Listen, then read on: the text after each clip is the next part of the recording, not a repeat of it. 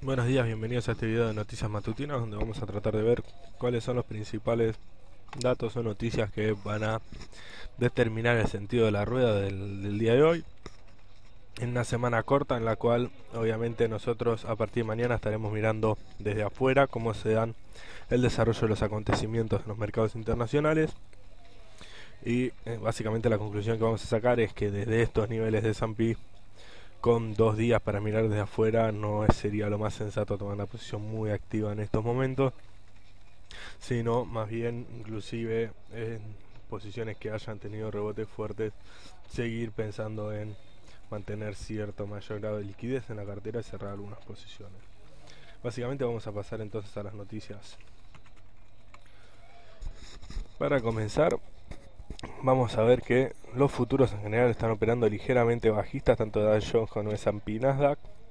Nikkei está cayendo fuerte en Japón, dado algunas noticias que ahora vamos a pasar a ver.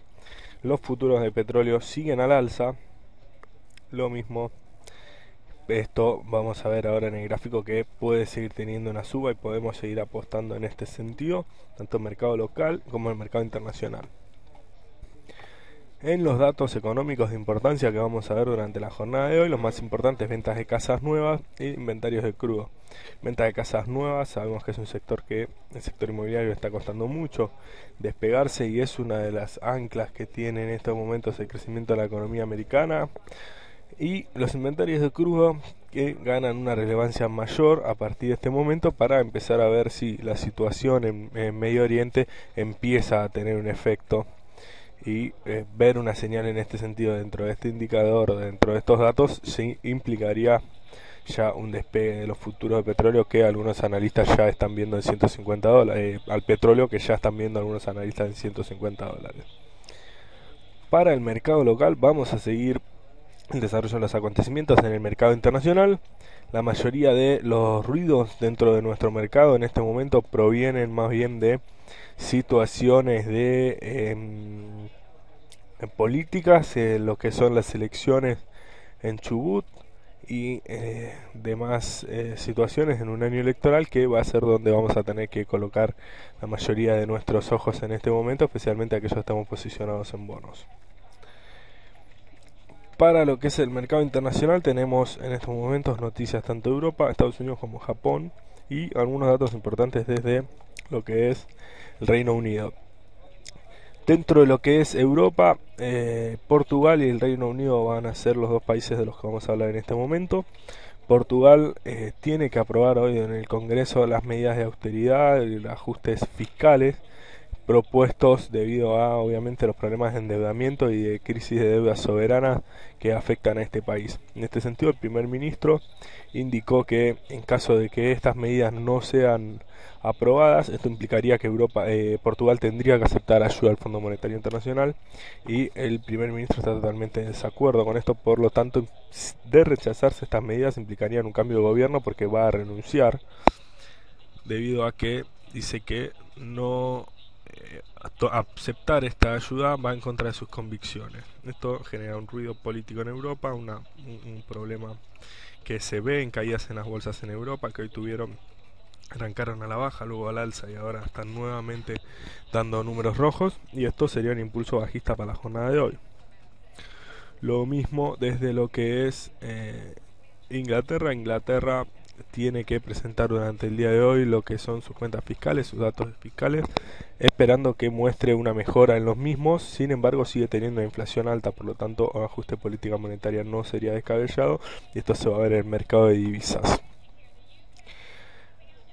Otro centro de atención importante, obviamente, es Japón. Japón ya está operando la bolsa japonesa, como dijimos anteriormente, a la baja. En primer lugar, la primera estimación de los costos de reconstrucción se acerca a 300 billones, 308 billones de dólares exactamente para los números en Japón. Y por otro lado también tiene un problema, obviamente, radiación en el agua, que es lo que ahora están haciendo foco los especialistas, y que ha hecho que Estados Unidos haya prohibido importaciones, por ejemplo, de comida desde Japón, y en este sentido afecta nuevamente el crecimiento a lo que es Japón. Otro centro de atención importante durante las últimas ruedas, obviamente, es el problema en Libia. Este problema ha impulsado los precios del petróleo al alza. El presidente Barack Obama dijo que está confiado de que en los próximos días pueda transferir el control de las operaciones militares a una coalición internacional. Desde mi punto de vista, mucho cambio no va a haber. Obviamente están todos en la misma línea, de manera que no tiene mucho sentido. Sí, obviamente estamos hablando de que es un conflicto que se piensa que se va a extender.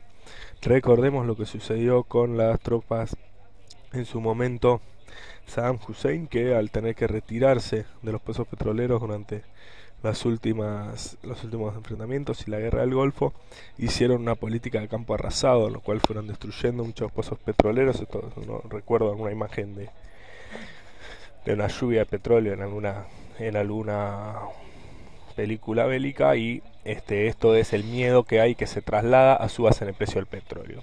En este sentido vamos a ver ahora el comportamiento de dos ETFs que desde mi punto de vista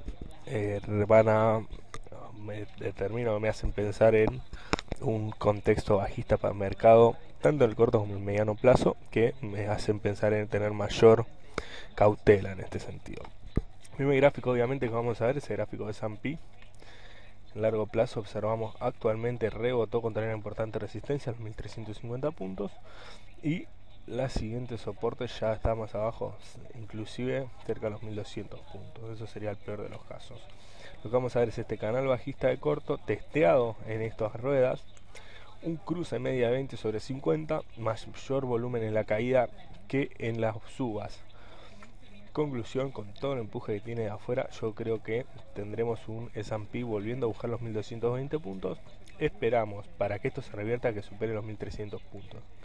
En el mercado local, a esto lo podemos aprovechar en cierto sentido, dada la alta correlación entre Tenaris, por ejemplo, y el S&P, tratando de tomar posiciones en puts de este activo, bases 94, 97 de abril. Tratar de armar un spread entre esas dos bases podría ser una alternativa interesante, en caso de que Tenaris empiece a mostrar este recorrido bajista que yo creo que tendría que ir acompañando lo que es S&P. La contra que tiene, obviamente, es que Tenaris está atado al precio del petróleo, por lo que claramente podría desentenderse de este recorrido de S&P. Finalmente, otro ETF que tenemos que seguir es el ETF Petróleo. El ETF Petróleo lo vamos a ver en estos momentos tras la vela de ayer, con un volumen relativamente bajo para lo que fueron las subas anteriores. Debería superar esos 28 dólares para seguir hasta 31 como objetivo.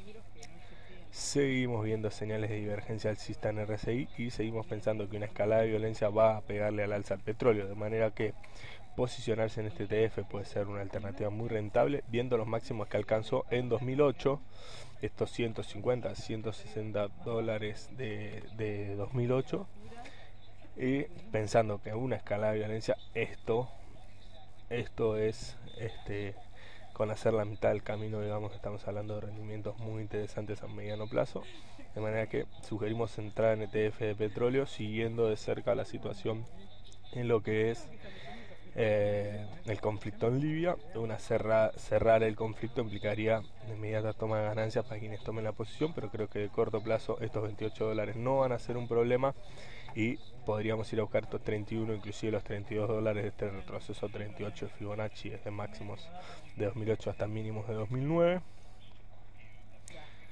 de manera que si tenemos además que ir al techo del canal, ya estaríamos hablando de un rendimiento mucho más fuerte, casi un 20%, un mediano corto plazo, de manera que este ETF presenta una alternativa muy interesante, y del mercado local lo podemos aprovechar, obviamente, con la alternativa obvia que sigue siendo desde mi punto de vista del panel Merval una de las pocas posiciones que podemos tomar con relativa seguridad desde los valores que se encuentra, que es la posición de petróleo brasilero. Tanto fundamental como técnicamente parece estar rebotando contra valores claves, y los rendimientos estamos hablando de un 8% corto. Si vuelve a buscar estos 43 dólares y un impulso a precios de petróleo, obviamente lo llevaría. Vemos este pico coincide con el máximo de 2008 mostrado en el chart anterior, podría ser un objetivo. Inclusive démonos cuenta que en este pico no tenían todos los descubrimientos de petróleo, todos los arreglos que ahora está pensando con el gobierno estadounidense, de manera que esta posibilidad, tanto de corto como de mediano plazo, es, desde mi punto de vista, la obvia, que no podemos dejar de descartar. Finalmente vamos a pasar a otra noticia clave dentro de lo que es Bank of America Corporation. Aquí tenemos el gráfico de Bank of America de largo plazo. Vamos a observar que lo que parecía ser un triángulo de formación alcista se rompió y parece volverse a romper. Los futuros de Bank of America se encuentran en este momento bajistas, básicamente porque fue rechazada el plan de dividendos que presentó el banco a lo que es la Reserva Federal, de manera que nuevamente pensamos que pudiera buscar esta media de 200 en 13.50 y obviamente, en caso de romperla, cerrar la posición, ya que cerraría este gap de aquí y ya no nos queda mucho piso hasta los 12.50, de manera que especial cuidado en lo que es esta posición, especialmente en lo que pueda pasar luego de que se rechazó este pedido de dividendos de parte, no, o autorización de dividendos de parte del board a la Reserva Federal. En ese sentido, bueno, básicamente esos son las noticias para el día de la fecha. Esperamos que haya sido de utilidad. Muchas gracias.